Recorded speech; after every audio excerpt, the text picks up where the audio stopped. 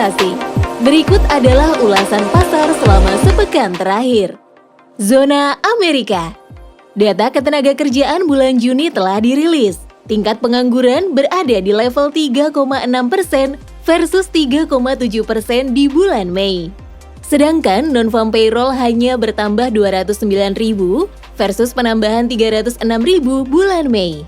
Hasil pertemuan The Fed bulan Juni telah dirilis. Partisipan setuju bahwa inflasi masih terlalu tinggi di atas target 2%, sehingga kebijakan moneter yang ketat masih diperlukan. Data inflasi bulan Juni akan dirilis pekan ini. Diprediksi mengalami penurunan secara tahunan hanya akan tumbuh 3,1% versus pertumbuhan 4% year on year di bulan Mei. Secara bulanan diprediksi tumbuh 0,3% month on month versus 0,1% month on month bulan Mei. Zona Asia.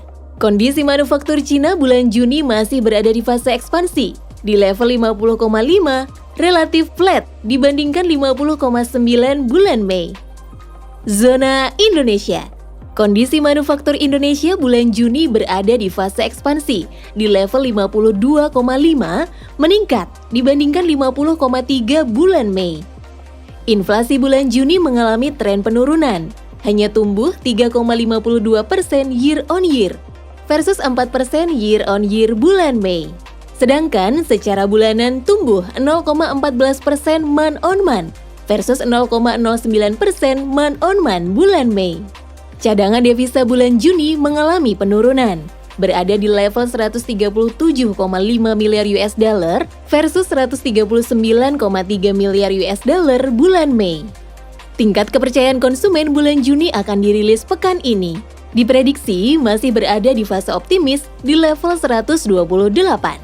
Market View.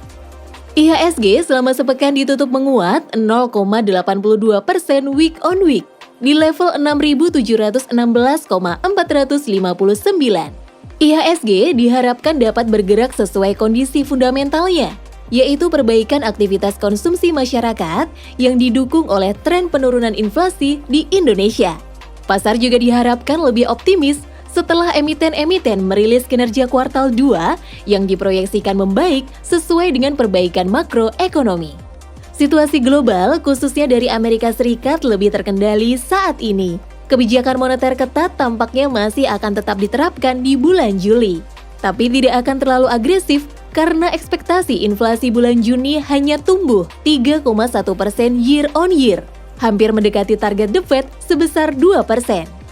Asing mencatatkan pembelian bersih sebesar 379,13 miliar rupiah selama sepekan, atau inflow year to date 16,86 triliun rupiah. Pada pekan lalu, 3 sektor yang mencatatkan penguatan tertinggi adalah sektor energi, siklikal, dan industri dasar, masing-masing sebesar 4,58%, 4,49%, dan 3,32% secara mingguan. Pada tanggal 7 Juli 2023, yield benchmark Sun 5 tahun atau FR0095 naik menjadi 5,95%. Yield benchmark 10 tahun atau FR0096 flat menjadi 6,23%. Yield benchmark Sun 15 tahun atau FR0098 turun menjadi 6,39%. Dan yield benchmark 20 tahun atau FR0097 turun menjadi 6,46%.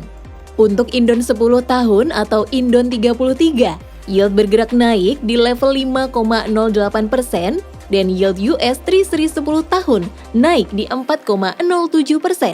Dibandingkan dengan posisi per 27 Juni 2023, yaitu 4,86% dan 3,84%. Premi resiko Indonesia yang terefleksikan dalam CDS 5 tahun naik ke level 87,12 BPS. Rupiah ditutup melemah 0,51% week on week pada level 15,143.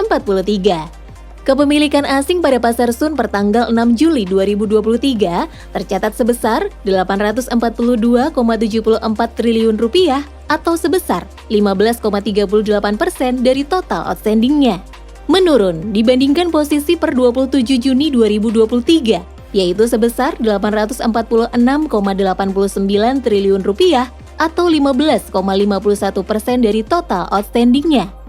Amerika Serikat akan memasuki fase disinflasi, sehingga diharapkan tidak akan terlalu agresif dalam menaikkan suku bunga acuan. The Fed mulai menahan suku bunga acuan di pertemuan bulan Juni, namun masih mengindikasikan kebijakan moneter yang ketat bila inflasi masih berada di atas target. Di tengah isu resesi, The Fed masih cukup optimis ekonomi Amerika Serikat akan tumbuh 1% year on year di tahun 2023. Indonesia juga akan mengalami penurunan inflasi di tahun 2023 atau inflasi akan lebih terkendali, sehingga Bank Indonesia tidak akan menaikkan suku bunga acuan. Pasar obligasi akan bereaksi positif terlebih dahulu akibat perbaikan kondisi makroekonomi yang akan diikuti positifnya kinerja di IHSG. Tetaplah berinvestasi.